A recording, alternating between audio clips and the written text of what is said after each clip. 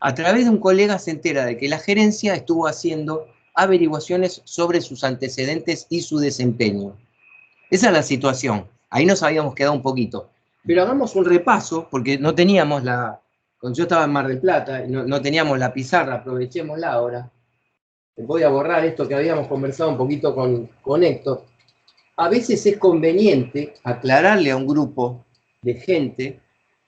Hola, ¿cómo estás, Jorge?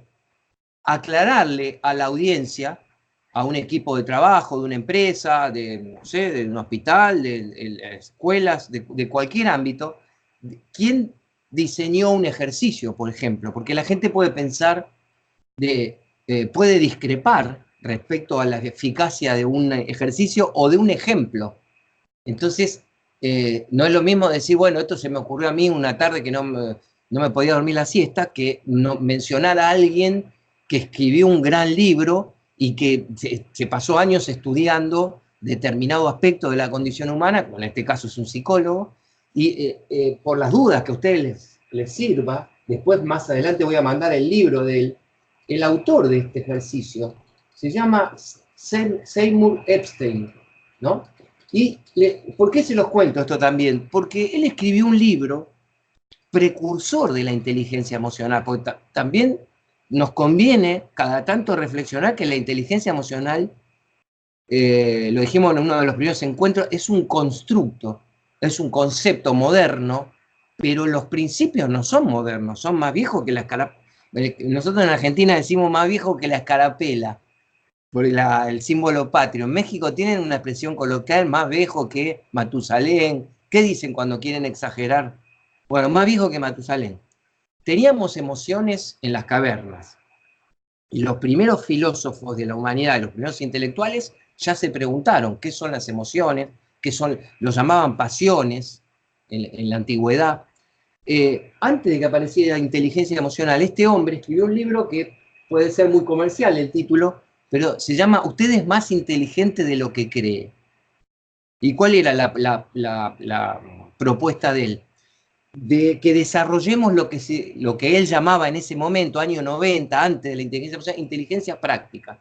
Fíjense qué interesante, ¿no? Hay un antecedente de la inteligencia emocional de Goleman, de otro autor, que es psicólogo también, y él, como todavía no se había acuñado ese término, él le puso, a ver, relacionarse bien con la gente, controlar las propias emociones, mantener posturas prudentes y equilibradas, es inteligencia práctica. Miren qué interesante. Entonces, de ahí extrajimos en su momento este ejercicio que a mí me pareció muy bueno, porque este hombre anticipó una de los principios de la inteligencia emocional, y es la correlación entre pensamientos y emociones. O sea, en esta situación 3, si pienso que me van a echar, me concentro en que me van a echar, va a haber determinado tipo de emociones. Y si me concentro en que me van a ascender, me voy a concentrar en otro tipo de emociones. No me acuerdo, ahora la verdad que no me acuerdo, me van a ayudar un poquito. No me acuerdo si habíamos quedado. Sí me acuerdo del feedback general, el que estaba más entusiasmado, más para el lado del entusiasmo, yo hice las cosas bien, tengo buenas relaciones, acá en la empresa no tengo por qué temer, con M, temer nada. Y también estaba muy prudente, que decía, bueno, ojo que puede pasar cualquier cosa. Yo conté un caso de los tantos que aprendí, ahora estoy aprendiendo con ustedes también, pero aprendí muchos casos en los seminarios y talleres reales, y había un gerente que había dicho, me pasó algo parecido. No solo tenía una performance excelente yo adentro de la empresa, sino que era muy amigo del gerente. Para mí, a mí no me entraba en la cabeza que yo corriera peligro. Pero, ¿qué ocurrió? Que la empresa se había fusionado con otra. ¿Y cuál era la más grande? La otra, no la de él. Entonces, cuando se duplican algunos puestos, esto que ha ocurrido muchas veces en la historia del capitalismo y en las fusiones, cuando se fusionan dos empresas y se duplican los puestos, eh, el de la empresa menor se tiene que ir por más amigo que sea del gerente general. Y entonces llegamos al punto, ¿con qué emoción hay que ir a la reunión? A ver, retomamos esta situación y decimos, ¿para qué nos está sirviendo descubrir distintos modelos de pensamientos automáticos? El pesimista, el optimista, el del medio, el de la preocupación, el de la... A ver, ¿qué otras? Vamos a practicar un poquito. En otras emociones, ¿qué podrían poner ustedes? Ahí está, feliz y atemorizado y triste. En triste creo que nadie puso nada. ¿Por qué yo podría estar triste por la reunión del lunes? A esto nos invita el autor también, a imaginar que, si yo no me lo puedo imaginar en mí, lo imagino en un compañero. ¿Por qué podría en un ser humano, en definitiva, digo compañero en el sentido de que me voy a preocupar un poquito más, ¿por qué un ser humano que el lunes tiene ese tipo de reunión que leímos podría estar triste? No, no necesariamente triste, pero ¿por qué le podría aparecer la tristeza? Entre otras emociones. ¿Quién me da un pensamiento automático que se le dispare a esa persona y que lo haga entrar en un estado momentáneo de tristeza? ¿Cuál podría ser? A ver, Rubén, ¿qué se te ocurre? No, no se escucha bien, ¿eh? Hola, Alan. Sí, mira, yo creo que si, por ejemplo, una persona que no esté segura de sí misma, ¿cómo te diré? Que quizás no está rindiendo en la empresa, etcétera, etcétera, y sabe, ¿no? Que quizá pudo haber hecho más, o no sé, un pensamiento automático se me ocurre a mí de que, no sé, quizá ya me corran, ¿no? Por decir algo, o quizá pierda mi empleo. Y eso, pues a la vez, digo, si le importa el trabajo, pues obviamente lo va a entristecer, ¿no? Pero por otra parte, bueno, hasta ahí, ¿no? Me dijiste triste. Yo fue lo que noté. Quizá el temor a ser despedido, ¿no? Claro, pero y está muy bien, Rubén. O sea, entonces la tristeza vendría como del sentimiento de que podría haber una pérdida. Así es. Porque no es lo mismo que me despidan y no me gusta mi trabajo, y lo venía odiando, que me despidan y yo estaba cada día más entusiasmado con mi trabajo. Son escenarios muy distintos. El despido es el mismo, y quizá la parte técnica y legal y monetaria es la misma, pero emocionalmente es una cosa muy distinta. Es como la diferencia entre divorciarse desde el convencimiento que te tenés que divorciar y porque perdiste el afecto, a divorciarte en contra de esa idea y aún seguís queriendo a tu cónyuge, pero la otra persona no quiere estar más con vos. Son escenarios muy diferentes. Entonces, otra cosa que tenemos que repasar, Aquí Héctor. Dicho, ¿sí? ¿Quieren comentar algo? Sí, también puede estar triste porque, pues, como se dice, ¿no? Crees que puede ser de los despedidos y que nadie reconozca el gran trabajo y todo lo que le ha dado a la empresa. Exacto, muy bien. Héctor aporta otro, fíjense que ya tenemos dos matices de la tristeza, porque cuando vemos acá el autor se ve obligado a simplificar, ¿no? Entonces dice, a ver, ¿qué pensamiento tendrías que tener para estar triste? Pero en realidad si nosotros queremos profundizar, que es lo que está ocurriendo ahora, hay varios pensamientos que me podrían llevar a la tristeza, como hay varios que me podrían llevar a la felicidad y como hay varios que me podrían llevar al temor.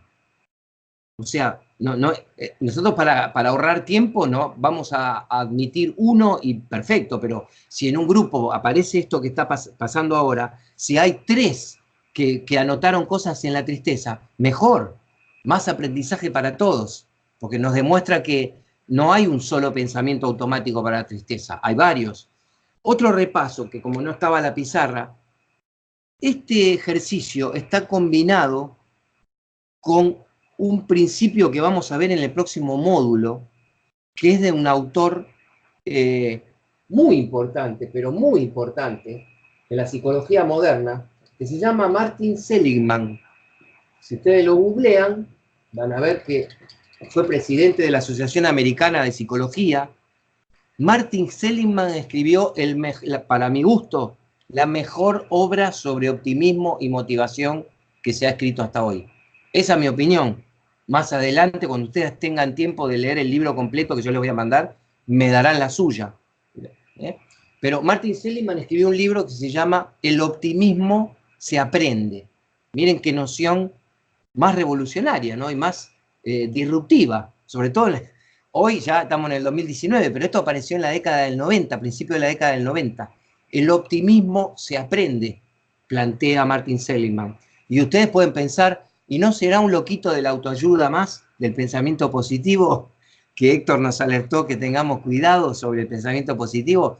No, Martin Seligman es un investigador que dedicó varios años de su vida para descubrir un principio del que vamos a hablar en el módulo que viene. Pero ¿por qué les cuento lo de este hombre? Porque este hombre tomó algo que estamos trabajando ahora en este ejercicio, que es, o sea, acá lo que vemos es cómo los autores se reconocen entre sí y a veces uno mejora lo que escribió el otro o completa lo que escribió el otro. Martin Seligman, ¿qué hace? Está arriba porque, como decía Newton, yo si me consideran genio porque me subía a hombros de gigantes, dijo alguna vez Newton. Seligman había leído una obra de Albert Ellis, que es otra persona muy importante de la psicología moderna. Albert Ellis es co-creador de la terapia cognitiva, de la que César en algún momento nos habló, que tuvo un terapeuta de la corriente de psicología cognitiva. Y él acuñó el principio que vimos la semana pasada, que está en el PowerPoint, el ABC. El principio ABC. Es en inglés las siglas, ¿no? Pero en castellano sería acción o hecho, beliefs es creencias en inglés, y C, consecuencias, pero consecuencias anímicas, aunque después veremos que también hay consecuencias prácticas o pragmáticas. Pero lo que descubrió Albert Ellis es que si una persona tiene una situación, también A de adversidad. Aunque el original es actions, o sea, ¿qué ocurre? ¿Qué te pasa? ¿Vieron cuando a un amigo le decimos, ¿qué te pasa? ¿Qué te pasó? Bueno, me pasó tal cosa. Bueno, para poner foco, le preguntamos en general, ¿no? Ojalá cambie, pero en general preguntamos más qué te pasó porque lo vemos preocupado que qué te pasó de lo contento que está. Vieron que si estadísticamente sacamos la cuenta, da así un poco la cosa. Ojalá en el futuro se fomente más que nos encontramos tan contentos unos a los otros que nos decimos, ¿qué te pasó? Pero por ahora predomina un poquito el qué te pasó desde el lado de la alerta de la preocupación. Entonces, adversidad, me pasó que perdí dinero, por ejemplo. ¿Cuál es la consecuencia? Estoy triste, estoy deprimido. Entonces, ¿qué descubrió el doctor Albert Ellis? Que las personas de a pie, nosotros, tendemos a considerar que esto es automático. Si yo pierdo dinero, no me queda otra que estar triste. Es automático. En principio, ¿no suena coherente esto?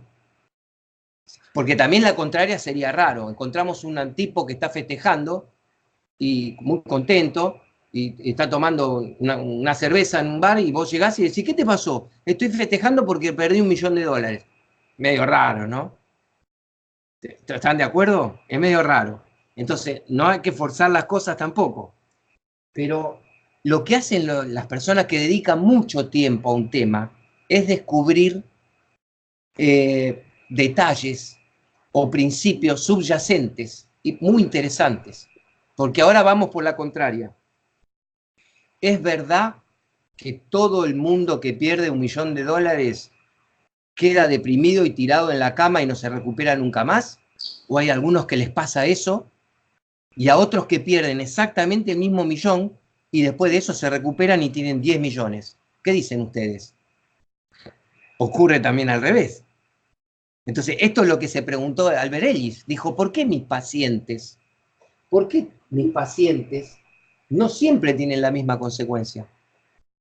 Está bien, otra cosa para tomar en cuenta. Va a ser una minoría la que va a responder de manera diferente. Si fuera una mayoría, no estaríamos aprendiendo inteligencia emocional. Si la mayoría de la humanidad tuviera tendencia al optimismo, a la felicidad, a la sabiduría, a la madurez, y bueno, este sería otro mundo, pero no es así. La mayoría de nosotros, según Freud y otros autores, somos neuróticos. Tenemos desequilibrios. Entonces vamos en busca, las personas que nos volvemos un poco más conscientes, algunos tienen la fortuna, no sé, ahora me comparo con Alan, por ejemplo. Entonces, Alan tiene una ventaja sobre mí, o Jorge, también Rubén, son más jóvenes, están aprendiendo algo que tal vez algunas de las cosas que están aprendiendo, Héctor y yo las aprendimos a los golpes. Y ustedes la están aprendiendo en el laboratorio, con comillas. ¿Estás de acuerdo, Héctor, con esto que estoy diciendo? Sí, completamente de acuerdo. Sí, tienes la razón, así se nos Entonces, inculcaron cosas con el embudo de la chancla. claro, entonces, qué bueno, y ustedes se lo van a poder transmitir a sus hijos. Yo no, como conté muchas veces, yo no recibí muy poca educación emocional de mi papá, casi ninguna, pero yo no le podía reclamar a él. Mi hijo recibió de mí, también con defectos y todo, ¿no? Y ahora mi hijo tiene una preparación que yo no tenía a los 25 años de él. Porque es natural, lo que estamos explicando es bastante natural, ¿no? Entonces, volviendo al ABC, ¿qué descubrió Albert Ellis? Que las personas, para sentir determinadas emociones, sobre todo improductivas o problemáticas para el nivel de la salud, por ejemplo, tienen que desarrollar ciertas creencias. Si no desarrollas esas creencias, esas emociones no pueden desarrollarse tampoco. Ejemplo, el que perdió $1.000.000 y está deprimido en la cama, y vamos a verlo y le decimos, ¿por qué estás así? Porque soy un perdedor. Van a ver que el que explica claramente la naturaleza de ese problema es Seligman en su libro. Él explica que ese hombre se considera a sí mismo un perdedor. Y el segundo, que ahora se hizo rico, pero que hace 7 años atrás había perdido el mismo $1.000.000 del primero, este segundo dijo, no, yo hace 7 años perdí $1.000.000, pero yo en ningún momento de mi vida me sentí un perdedor. Y si se sintió un perdedor, se sintió momentáneamente un perdedor. Y se puso a estudiar cómo ser un ganador. Lo estoy simplificando con los opuestos, pares de opuestos, triunfador, ganador, ya lo debatimos todo eso, pero para que se entienda, ¿no? Voy a otro ejemplo extremo, que tenemos que ser muy cuidadosos cuando hablamos de esto, pero a veces nos conviene anticiparnos al planteo de las personas, que levanten la mano y digan, pero ¿qué pasa si alguien perdió un hijo? Si alguien perdió un hijo, entre paréntesis, Héctor, yo le hablé a Héctor al principio de la charla de un escritor argentino que es muy interesante, se llama Ernesto Sábato. Y esto salió porque Ernesto Sábato dijo la frase, ser argentino es insalubre. Así que bueno, hablando de Héctor, de Ernesto Sábato con un poco de humor, Ernesto Sábato me vino a la mente porque es un escritor que perdió un hijo, ¿no? Cuando él ya estaba viejito, perdió un hijo en un accidente y fue tremendo el dolor de ese hombre, salió en televisión, habló, escribió sobre eso. Entonces, alguien del público podría decir, bueno, pero esta técnica de Ellis y de Seligman y de quien quieras, ¿será válida para alguien que pierde un hijo? ¿Se puede sentir un tipo de dolor distinto cuando pierdes un hijo? La respuesta no es que se sienten dolores distintos y que se desarrollan creencias muy, muy distintas. Evidentemente es la pérdida más dolorosa que puede tener un ser humano. Evidentemente vas a estar triste y deprimido. Pero ¿qué descubrió el doctor Ellis? Y que lo vemos en la televisión, está escrito en los libros, lo vemos en los noticieros. Hay parejas que pierden un hijo y se derrumban, colapsan. No las estamos juzgando en lo más mínimo. No podemos juzgar a nadie nosotros, pero observan los psicólogos, que hay parejas que pierden un familiar, un hijo, y colapsan. Hay parejas que pierden un hijo y se ponen a ayudar a otros padres que perdieron hijos.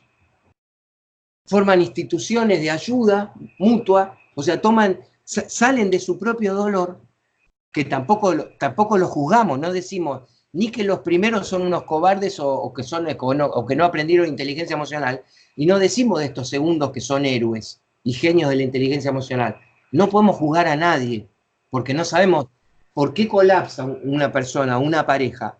Son causas múltiples. Nosotros acá, tratando de aprender, ponemos como ejemplo el impacto de la pérdida de un hijo, que nunca va a ser nulo, siempre va a ser tremendo. Pero resulta que hay gente que sobrevive dignamente a esa pérdida y otras personas que no. Parte de la diferencia entre las parejas que colapsan y las parejas que sobreviven, parte de esa diferencia está en lo que descubrió el doctor Ellis y que lo postuló en el ABC. ¿Qué se dice la pareja a sí mismo?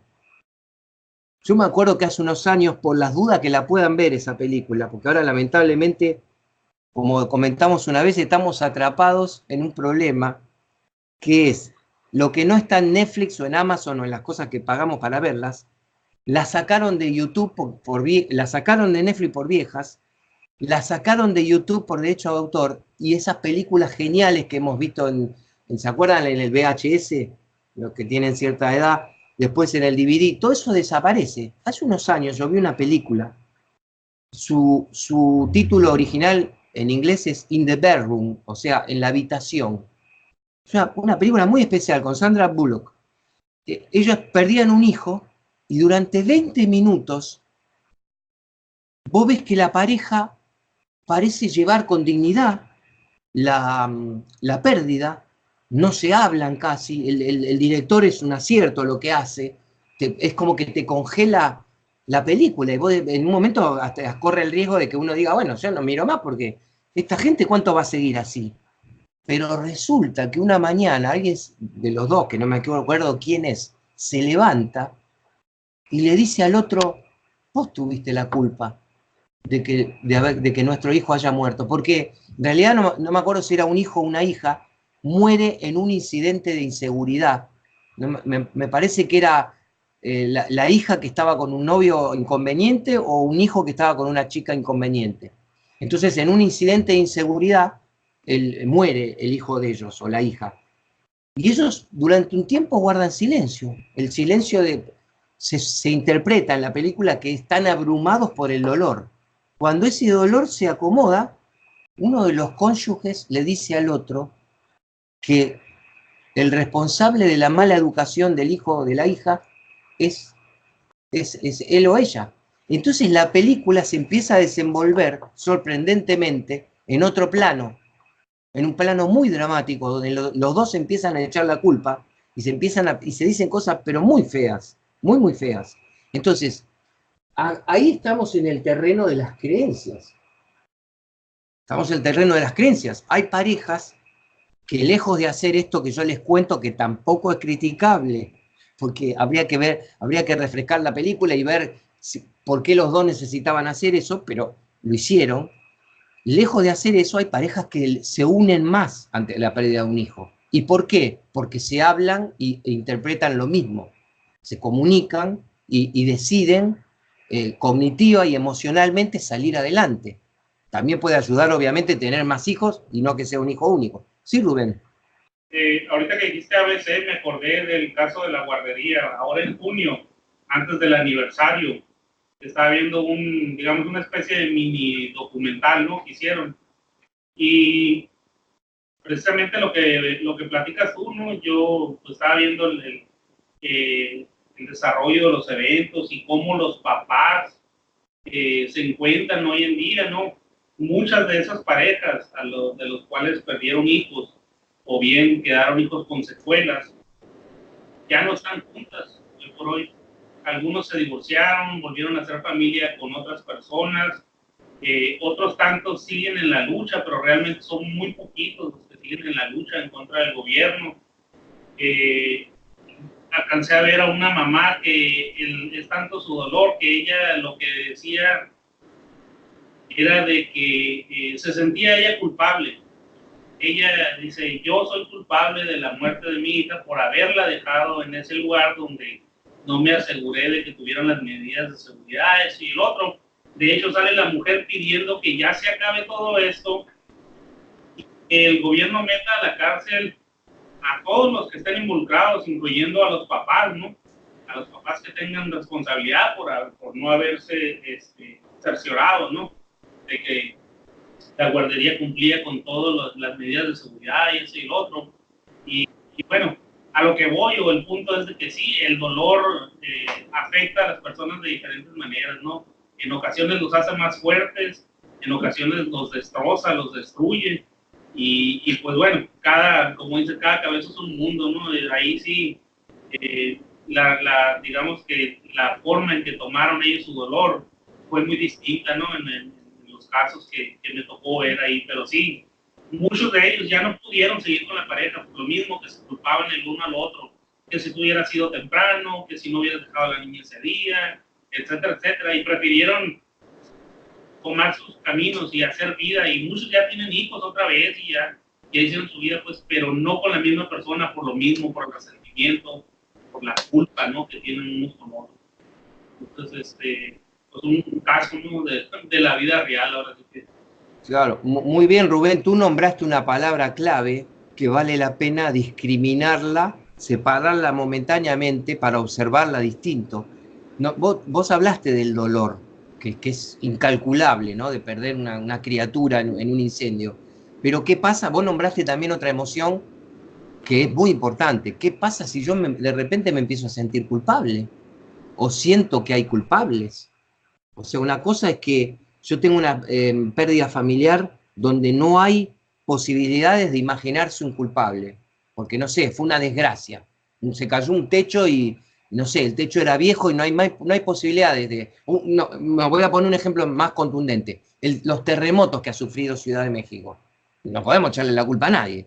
Después podemos echar culpas menores en prevención y demás, pero el terremoto no hay culpa. Ningún ser humano es culpable de producir un terremoto, pero hay accidentes o situaciones en las que las personas sí pueden desarrollar el sentimiento de culpa. Y ahí se abren, como en cualquier otra emoción, dos posibilidades para esquematizar, ¿no? Es una culpa racional en el sentido de que la persona empieza a repasar, el padre o la madre, como tú cuentas, yo no me cercioré de averiguar medidas de seguridad, o sea que es una culpa racional, y hay culpas que se vuelven irracionales, desafortunadamente. En ambos casos quizás hace falta terapia, ¿no? Con más razón la culpa irracional. Entonces, eso es lo que ocurre en la B, que ahora nos salimos del drama y volvemos a lo del lunes a la mañana. Hemos pasado momentáneamente por el drama para ver que casi no hay excepciones a esto. Sí, excepciones hay siempre, pero casi acá no, ni siquiera caben los casos extremos, porque siempre el cerebro termina procesando y tratando de procesar, y cada uno de la mejor manera posible. Miren, si ustedes me contaran, ¿sabés que una de las parejas, si Rubén ahora nos contara, me impactó una pareja que se separó, que sale en el documental, y entonces todos tenderíamos a pensar de inmediato, bueno, qué lamentable que se hayan separado. Pero ¿qué pasa si la persona declara en el documental, yo creo que la separación fue lo mejor que podíamos hacer? Porque en un momento pasaron determinadas cosas con mi cónyuge en donde el dolor se acentuaba o se agudizaba. Y ahora que nos separamos, sentimos cierto alivio. Y eso es parte de la vida, de las paradojas de la vida también, y de las paradojas emocionales que estamos explorando. Entonces, casi no hay excepciones al tema de que se desarrollan creencias. El tema es, ¿qué hacemos con esas creencias? ¿Las dejamos desarrollar a su aire? Las exploramos? ¿Cuál priorizamos? Volvamos a lo del lunes. ¿Cómo tengo que ir yo al... otra lección que sacamos de este ejercicio. Es poco probable y peligroso que tenga una sola emoción. Puede suceder, pero es poco probable porque tengo que ser o muy miedoso o muy exitista para que me pase eso. En general siempre uno está como, ustedes nombraron ansiedad, angustia. ¿Por qué? La ansiedad es un poco de incertidumbre hay. Cualquier persona en los puestos de responsabilidad que tienen ustedes con la experiencia de vida, no una persona de 20 años que va a la universidad y es muy jovencito. No, cuando ya tenemos cierta experiencia de vida, todos somos precavidos de no dar por sentado que va a pasar tal cosa el lunes. Y Héctor, de paso, los latinoamericanos más que ninguno. Por ahí un noruego, un nórdico, sociedades muy organizadas, un alemán, está menos prevenido que nosotros, porque la vida de algunas, un japonés, la vida de algunas sociedades son más lineales y ordenadas que las nuestras, pero mexicanos, argentinos, brasileños, chilenos, estamos acostumbrados al sub y baja. Entonces, a poco que ya tiene cierta experiencia de vida y laboral, vamos a estar prevenidos acá. Entonces, tenemos varias emociones desarrolladas por varios pensamientos automáticos que estuvimos recorriendo. ¿Qué hacemos para qué nos sirvió esto? ¿Qué hacemos el lunes? ¿Quién me expresa con sus palabras qué decodifica de lo que estamos haciendo? ¿Por qué me estuve preparando con esta exploración de los pensamientos automáticos? ¿De qué me puede servir para el lunes? ¿Quién me lo dice con sus palabras? O incluso remitiéndose a una experiencia similar u otra distinta, pero con este principio. ¿Qué diferencia hay entre analizar todo esto y alguien que va a su aire el lunes sin pensar en nada? Podría ser válido eso también. ¿Por qué este autor se puso a diseñar este ejercicio? Y nos está invitando a nosotros que vayamos a ese gimnasio mental. ¿Se acuerdan que lo definimos también este ejercicio como un gimnasio mental? Sí, Rubén, ¿cuál es tu punto de vista? Pues, estar preparado más que nada, ¿no? Tener una previa de cómo pudiéramos reaccionar ante determinada situación, ¿no? Como bien comento, pues es un ejercicio, una práctica, una especie de ensayo para que cuando realmente pasemos por algo sí tengamos la capacidad de razonar, de, digamos, procesar la información de una manera más inteligente, de una manera más sensata, no sé cómo ponértelo, ¿no? O sea, tú me estás, a ver si te gusta la metáfora, tú me estás diciendo, si yo no me preparo para esa reunión, es como un jugador de fútbol que no se entrenó, o un jugador de tenis, o un jugador de béisbol. O sea, si el tipo es un aficionado, que no se entrene, ¿qué problema hay? Pero resulta que la vida profesional y otros tipos de vida, la vida social también a veces, te obligan a prepararte. Por ejemplo, miren, yo les voy a dar un ejemplo interesante que me pasó la semana pasada con mi esposa. Le dije que estábamos en este ejercicio. Y le dije, ¿cuál sería tu primera respuesta? Y mira que ya llevo 29 años con ella, pero me sorprendió. ¿Saben lo que me contestó? Lo primero que hago es ir a la peluquería. ¿Pero tiene sentido o no tiene sentido? Lo primero que hago es ir a la peluquería, me dijo. Claro, los varones no estamos tan pendientes de nuestro cabello y no va a pasar por ahí nuestra preocupación. Nos vamos a preparar, como dice Rubén. Te felicito, Rubén, por este criterio. Si yo me preparo, puedo procesar más inteligentemente lo que está ocurriendo el lunes, sea agradable, me están ascendiendo, o sea desagradable, me están despidiendo. Lo proceso más inteligentemente. Se presume, ¿no? No es garantía. No, que un equipo se entrene no es garantía de que salga campeón mundial. Pero si está bien entrenado, por lo menos va a jugar un poco mejor. Entonces mi esposa arrancó, fíjense de dónde arrancó. No dijo lo único, dijo lo primero que hago es ir a la peluquería. ¿Quién me explica por qué una mujer haría eso? Yo pienso que está representando a todas las mujeres. Acá, como no hay una, ¿por qué, Jorge? Porque hablan ahí mucho. ¿Porque hablan mucho? Sí, o sea, mientras están cortándole o arreglándole el cabello, le preguntan a la peluquera y a la esquina y a todas las que están allá alrededor. Está bueno eso, ¿eh? No es lo que esperaba escuchar, pero está muy buena tu observación también. No es la causa primaria, pero tú estás diciendo que las mujeres, cuando van a la peluquería, por ahí se ponen a hablar y procesan lo que va a venir el lunes. Está muy bueno tu comentario, está muy bueno, pero ¿por qué ella va? Después hace eso, ¿no? Cuando por ahí procesa, cosa que nos ganan de mano a veces a los hombres, con esa ventaja de poder comunicarse con más facilidad. Pero yo digo, ¿por qué a ella se le disparó esa respuesta? Lo primero que hago para un lunes así es ir a la peluquería. ¿Pero por qué? Después va a la peluquería y procesa. Muy buena tu observación. Pero yo estoy preguntando, ¿por qué decidió de entrada? Apenas lo escuchó, lo primero que hago es ir a la peluquería. ¿Por qué? Para estar lo mejor presentable. O sea, es una reunión donde la apariencia no cuenta cero. No es que la apariencia no suma ni resta nada. Obviamente, si tú te presentas con una apariencia descuidada justo ese lunes, por motivos inexplicables, te acostaste muy tarde y tomaste alcohol o fumaste algo raro en la mañana, entonces sería medio inexplicable en un profesional, ¿no? Pero si ocurriera, eso también torcería por ahí las decisiones que se fueran a tomar esa mañana. Entonces mi esposa, con buen criterio, dice, yo voy a la peluquería. Y a ver si están de acuerdo también, en el caso de la mujer, y corre para los varones también, pero no tanto con lo de la peluquería, ¿se va a sentir mejor ella o no al ir a la peluquería? Entonces, no es solo la apariencia, porque nosotros podríamos decir, bueno, las mujeres están demasiado pendientes de su apariencia, pero ¿qué pasa si en algunas mujeres, yo creo que en la mayoría, les toca su autoestima?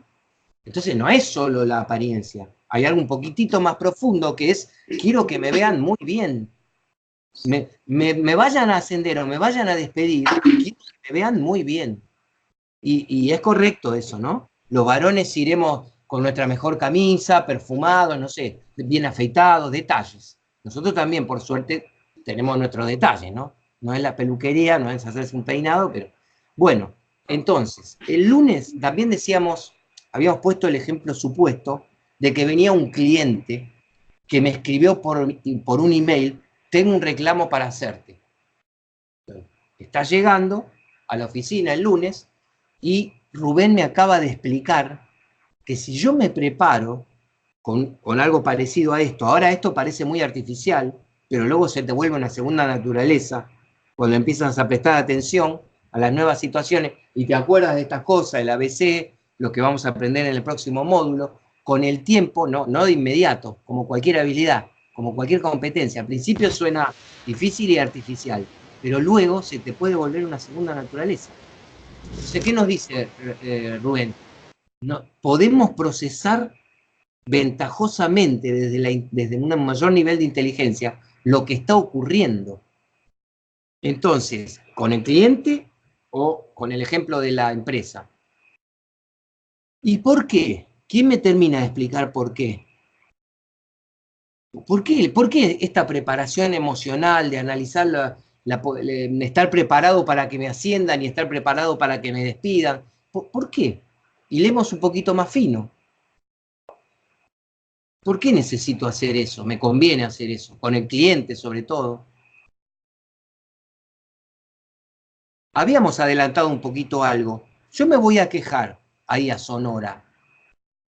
Y usted me recibe un colaborador que algunos de ustedes sin ninguna preparación versus la versión B, como la serie, ¿viste? Que tienen dos escenas que son parecidas pero no son idénticas, versus la posibilidad de que me atienda un colaborador que se preparó con toda la información respecto a mi caso.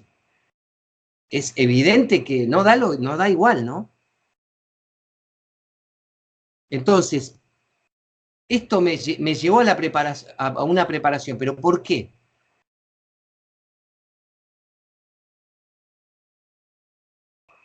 Porque ya estás anticipando a cómo te vas a enfrentar, si lo vas a tomar de buena forma, si hay otros caminos por los que hay que darle solución, porque es muy distinto que si no planteas ningún escenario virtual, te va a agarrar por sorpresa y no vas a saber por dónde correr y te vas a hacer bolas y no vas a encontrar ninguna solución. Así la veo yo. Es como cuando a veces nos preparamos o tenemos entrevistas de trabajo o de lo que sea.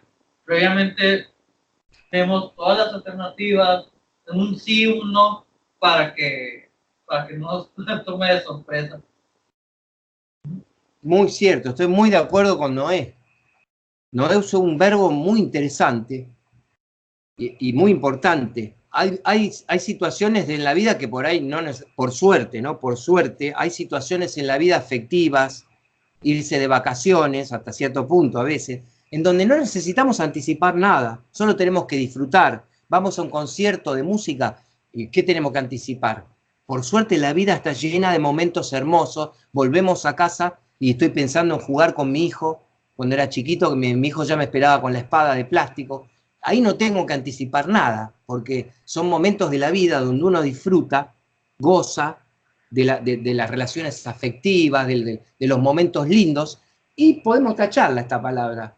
Pero Noé me está diciendo que si viene el cliente a quejarse, o el lunes tengo que encarar a personas de mayor responsabilidad en la empresa que yo, me conviene anticipar, porque la anticipación tiene la doble vía de lo cognitivo y de lo emocional.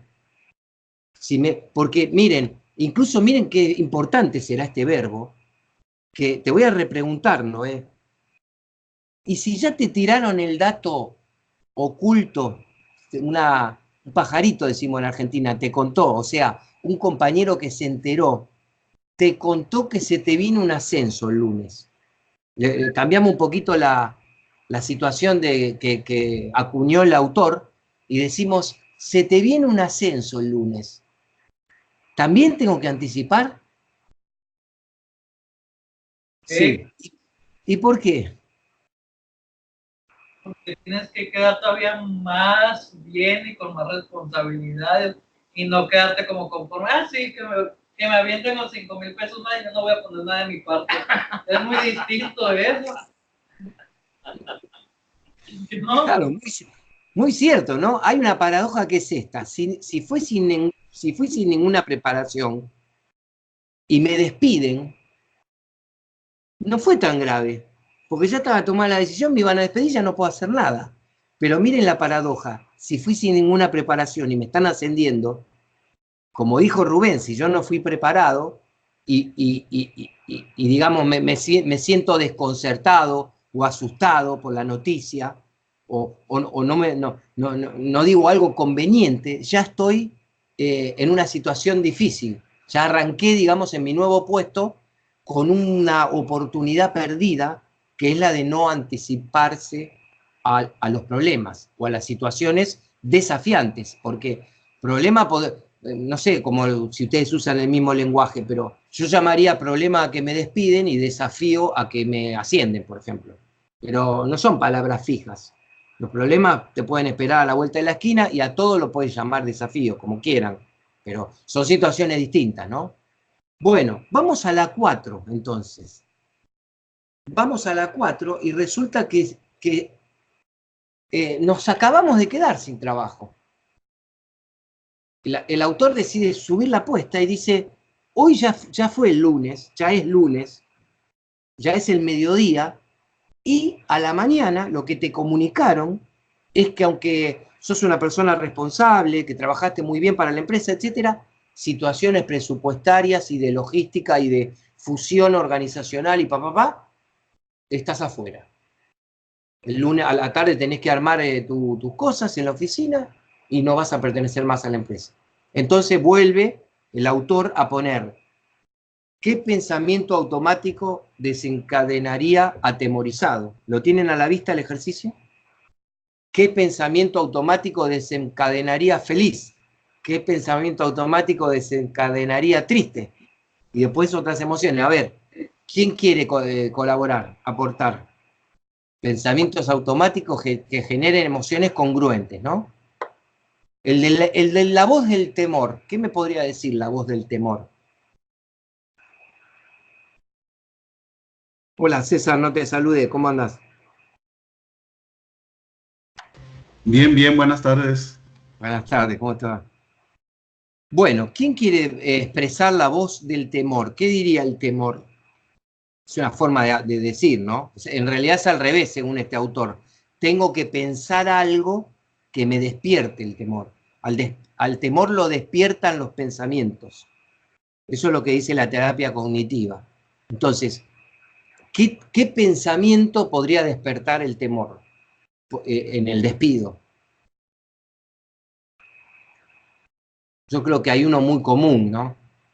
A menos que... Sí, dime, Jorge, ¿qué crees que sería? La escasez. ¿Y por qué la escasez? Está relacionado a que si no tienes un ingreso, pues va a haber escasez en varias cosas. Claro, la voz del temor te podría decir, ¿y si no consigo trabajo por muchos meses? Así es. Entonces aparece hasta el instinto de supervivencia. Es un temor que tiene una gradación muy amplia. Al principio puede ser un temor incipiente, reducido, y después a la noche no puedo dormir, porque ya el temor se me agrandó y empiezo a evaluar la posibilidad de que esté durante meses y meses sin conseguir trabajo. Por supuesto, hay gran cantidad de contextos distintos, para contemplar dificultades crecientes. Por ejemplo, si estamos hablando de un joven de 30 años que es experto en software, en México o en Argentina, y lo despiden porque hay una reestructuración, es muy probable que consiga trabajo muy rápido.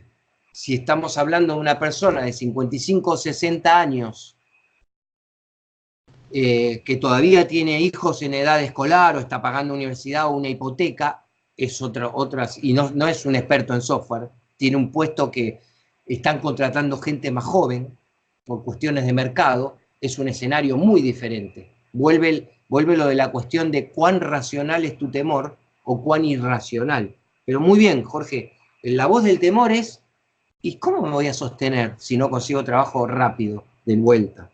Bien, la voz de la felicidad, muy desafiante se puso el autor, porque dice felicidad, bueno, alegría. ¿Cuál sería, Rubén? Por fin voy a descansar. Bueno, es un aspecto, ¿no?, de la cosa. Digo, sí, Claro, sí, eso es así. Rubén, acláramelo. Esto presupongo, si tú me lo estás contando ahora en vivo, yo te diría, pero eso es porque te están indemnizando bien, ¿no? pudiera ser. Claro, porque también en el caso de la felicidad o la alegría hay que descubrir si hay racionalidad, si es criteriosa o es un mecanismo de defensa.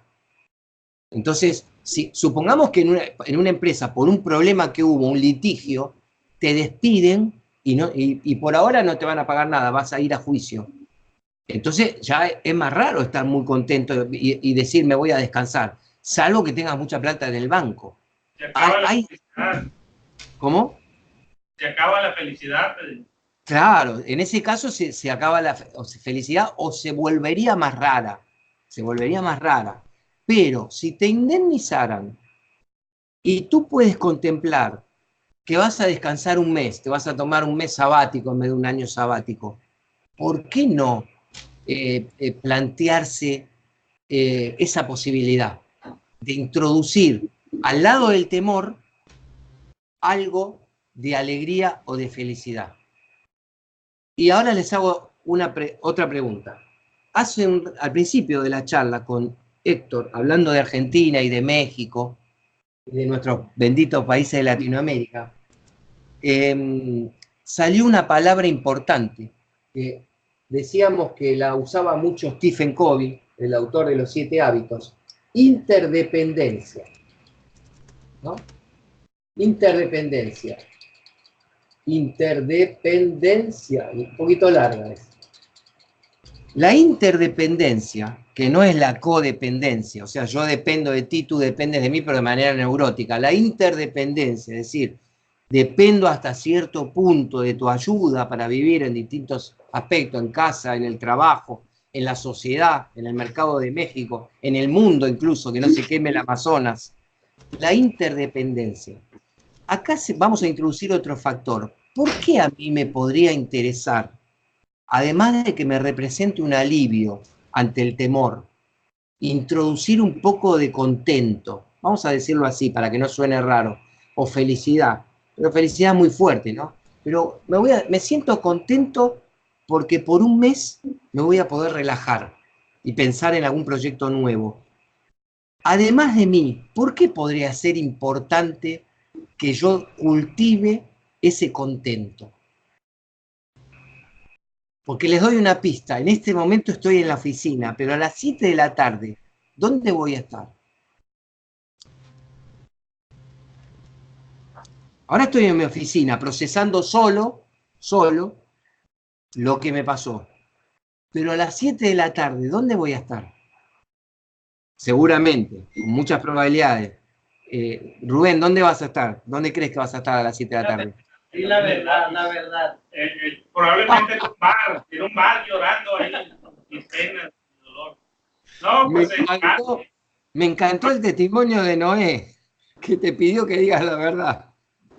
Probablemente en casa, meditando, pensando qué voy a hacer. Y es importante, respondiendo a lo que preguntas, mantener la felicidad. No tanto felicidad, ¿no? Como dices tú, está fuerte la palabra para una situación así, pero sí mantener el optimismo y confianza en uno mismo, ¿no? De que, oye, bueno, sí, por algo pasan las cosas, pero no es el fin del mundo, ¿no? No engancharse, vaya. Si la empresa toma esa decisión es por algo y siempre hay que tomar nada más pues tratar de tomar, vaya, lo positivo, ¿no? Así. Pero obviamente es un momento en el que a todos, pienso yo, nos preocuparía hasta cierto punto, ¿no? Porque, pues, como dice Jorge, o sea, para poder sobrevivir, para poder llevar tu vida del día a día y sostener la familia y todo, pues obvio que tienes que trabajar y tener un ingreso, ¿no? Entonces, es importante nada más no engancharse y seguir adelante, ¿no? Y por algo pasan las cosas, vaya, por decirlo de alguna manera.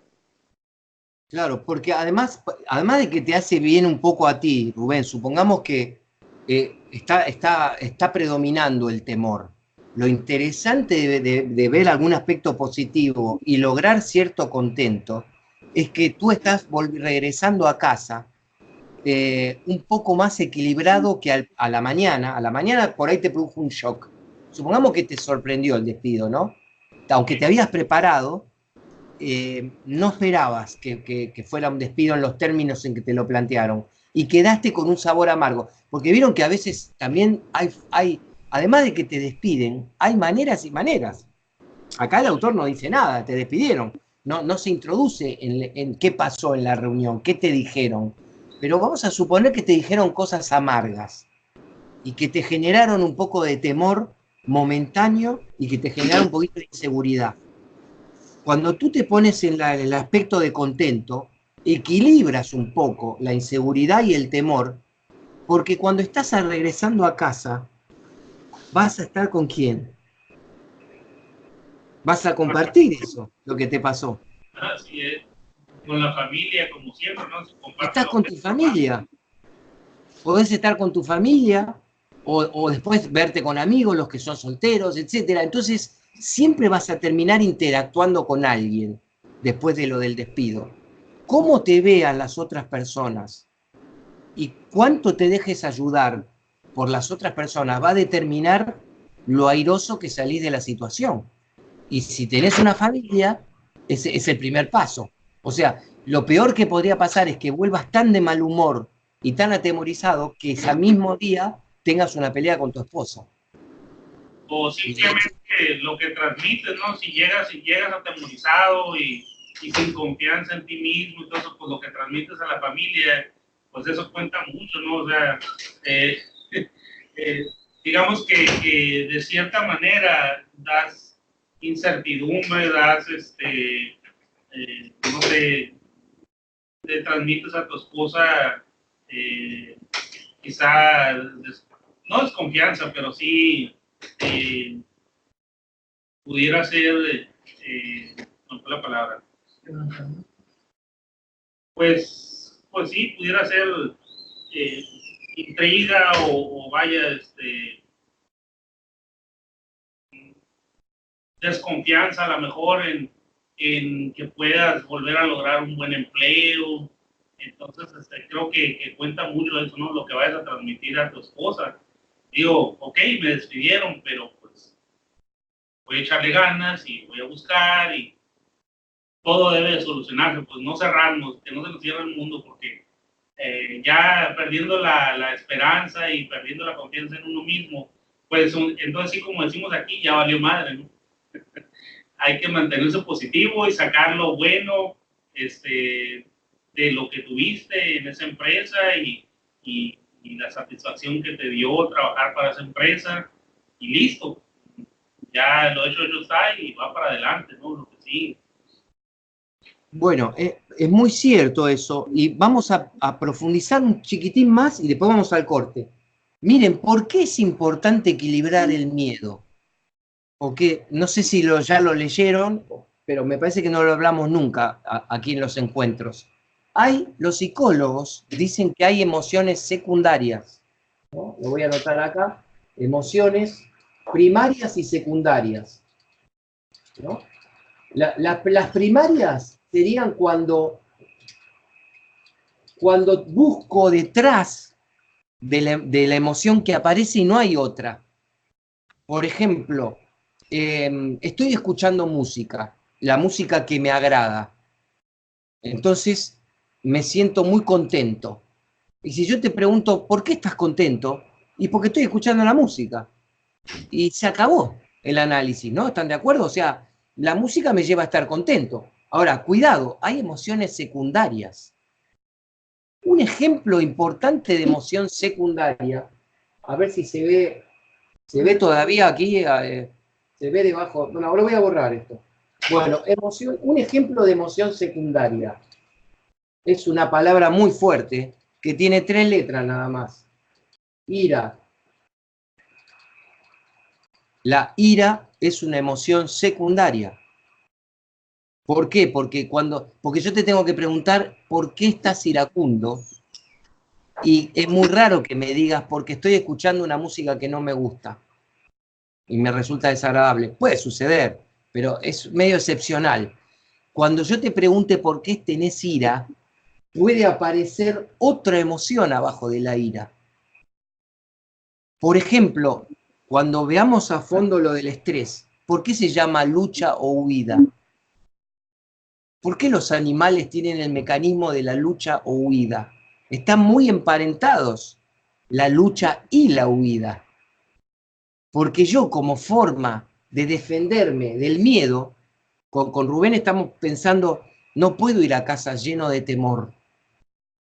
Rubén me explicó porque tengo que ser optimista, porque tengo que por ahí contener a mi esposa, porque soy el líder de la familia, porque tengo que seguir sintiendo confianza en mí mismo, porque tengo que defender mi autoestima.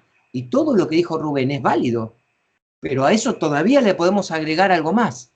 Estamos previniendo la posibilidad de que al llegar con mucho miedo a casa, lleguemos agresivos, recibamos respuestas agresivas de la esposa o de algún hijo y entremos en una espiral de agresividad. Y ahora tengo 2 problemas en vez de tener uno. Con mucha frecuencia, detrás de la ira, lo voy a poner entre paréntesis, detrás de algunas situaciones de ira está el miedo. También puede estar, como nos dijo Rubén, en el caso de los padres que tuvieron esa pérdida terrible, en el caso de la guardería, puede estar la culpa. Si yo me siento culpable durante mucho tiempo por algo y no lo puedo procesar bien, no lo puedo expresar, algún día puedo estallar de ira. Conmigo mismo, incluso puedo tener una conducta autodestructiva, o puedo salir a atacar a terceros con causa o sin causa. Yo me acuerdo que cuando vi el documental que me mandó Rubén, que me hizo conocer esa tragedia, en esa tragedia está mezclado el problema de la corrupción, si no recuerdo mal, Rubén, ¿no? De que los padres tenían un dolor adicional en el hecho de que pensaban que no se había hecho justicia, que había habido un encubrimiento de los responsables. Entonces eso, para muchos padres, yo pienso que para la mayoría, si no para la totalidad, es un dolor adicional. Entonces, si tú mezclas culpa interna con culpa de que hay culpables y no recibieron, no se hizo justicia, no se hizo justicia, entonces eso te puede llevar a la ira. Entonces, lo que nosotros te estamos haciendo en este ejercicio, sin que se note al principio, es también medicina preventiva. Como dijo Noé, cuando yo anticipo, también me estoy autorregulando. Por eso es un ejercicio de control emocional, ¿no? Cuando estoy fomentando más de una emoción, es como que en vez de tener un solo pilar, que se está inclinando para un lado, tengo 2, 3, 4 pilares. Entonces la cosa está más equilibrada. Es como, no, con dos patas hacer una mesa con una pata es imposible, con dos suena muy difícil, con tres ya tenemos un trípode, y con cuatro es una mesa muy estable. Entonces, valga esa analogía para decir, cuando tú encuentras 3 o 4 emociones posibles en una situación, estás ayudando a equilibrarte, porque no estás viendo solo un aspecto de la situación y no te estás cebando o desarrollando solo un lado emocional. ¿Se entendió este último punto? Sí. De las emociones secundarias. Bueno, les propongo, en 5 volvemos y a ver quién desarrolla tristeza, falta en este caso, por qué estaría triste con lo que pasó hoy, con el despido, y otras emociones. Alguien que agregue alguna que no puso el autor. Y después